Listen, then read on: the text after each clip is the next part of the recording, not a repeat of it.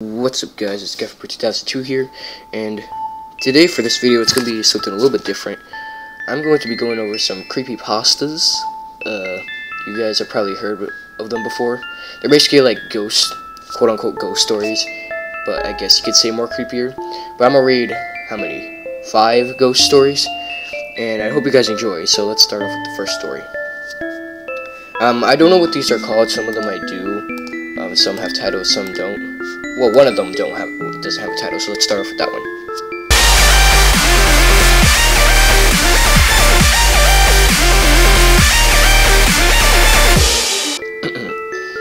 It was late, really late. I don't know why I kept doing things like that to myself, staying up until the waning hours of the night. Yet here I was, walking up my wooden basement stairs in the complete darkness, oppressing my thoughts and obtruding into my mind morbid images and scary whimsical thoughts of monsters. I chuckled as I reached the top of the stairs. It was ridiculous to believe in fairy tales. I started to shut the door behind me, but just as I was about to close it, it sprung back out open as it rebounded off of something squishy. I jumped back and with horror looked down. A sock wedged under the door and prevented it from closing. I nervously chuckled and threw the sock back down into the basement. Then it was thrown back, landing at my feet. I live alone. Story number 2. Under the covers. Tonight's like every other night. You lay there in the bed, in the dark and silence alone, with no company other than your thoughts. You shift and roll throughout your bed, just you and your thoughts. You ponder, you plan, and you fantasize. Anything to distract you from the reigning silence that surrounds you. You hear a creak, a common sound to hear on such a still night, but you still recoil when the sound hits your ears.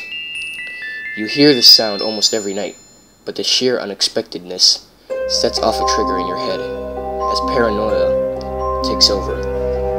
The thoughts that once illuminated your mind are now darkened. What was once pleasure and success was now turned to demons and killers. The silence that your mind was distracting from you has now become the focus. You lay there still. You lay there silent, listening for an obscure sound, hoping that the silence doesn't leave. Every little noise adds to your paranoia, and the silence lingers as you await the next unexpected occurrence. You're too afraid to open your eyes at the thought of seeing anything your mind can conquer. You lay there, alone in fear. The fear builds in your mind as you try to find a quick escape from anything it creates. You revert to your childhood solution, hiding under the covers. You pull the blanket over your head and lay in silence. You hear noises, but they don't seem as scary. You figure if they can't see you, you're safe.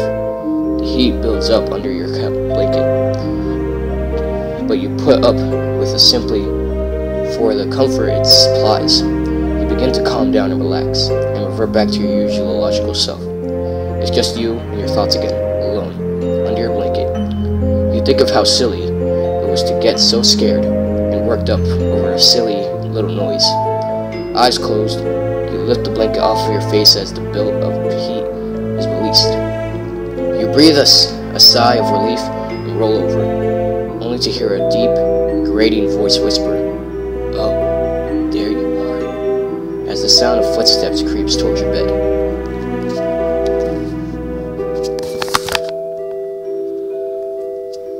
Story number 3. The Baby Doll. In rural southern Illinois, a toy company began selling realistic baby dolls to expectant mothers. But apparently, after the mother had her child, the toy baby would start crying. Eventually, the rocking motion advertised to calm it down wouldn't work, and you couldn't get it to stop without shaking it.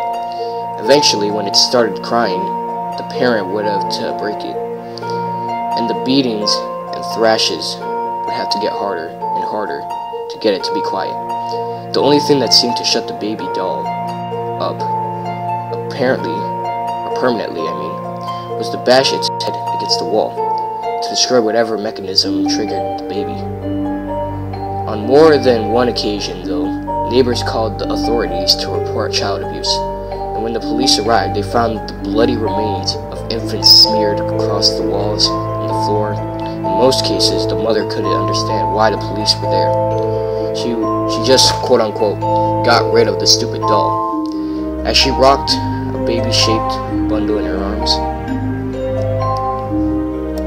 Story number 4. Infested. I guess you could say it started when the meteors hit. Some landed smack in the middle of cities. Some several hundred people died in the impact, and a few thousand breathed in the strange cloud that came off of them a little after they landed. That was when the news started to cover it, stating that scientists have discovered something in the mist, something alive. Then the paranoia set in. Reports of mutilated bodies torn to shreds started to surface. Religious leaders stated it was a sign of the apocalypse, and strange incidents with suspects resisting arrest and even attacking police with bites. Soon people quickly started to catch on to what was going on and prepared for what against the quote-unquote infested. That was when the killing started. Riots broke out across the country as people started quote-unquote fighting back. Soon people were getting beaten and lynched into the streets just for being sick. Mass suicides led them to being littered with bodies of the dead.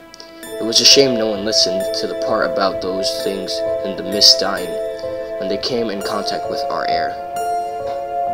Story number 5. The hum is what people have called a phenomenon that occurs in some places in the world. It is a low-frequency humming noise that sounds not unlike a distant running engine. However, the source can never be found, even with microphones and all sorts of audio technology. The source of the hum has not yet been found. The most popular location to hear the hum is in Taos, New Mexico. Only some can hear it as well as they feel it. They can hear it throughout the day and into the night. The hum doesn't stop. It has never stopped. Many people hear the hum only or more inside buildings as compared with outdoors. Many hum sufferers can also perceive vibrations that can be felt through the body. Earplugs are reported as not decreasing the hum. The hum is often perceived more intensely during the night. Common consequences including a lack of sleep, as the hum can keep some sufferers awake or wake than in the middle of the night. During the last decade, the hum phenomenon has not been reported in many other cities and regions in North America and Europe, and in some other regions of the world. What will happen when the hum reaches you? Will you ever be able to sleep at night? Maybe it is already there.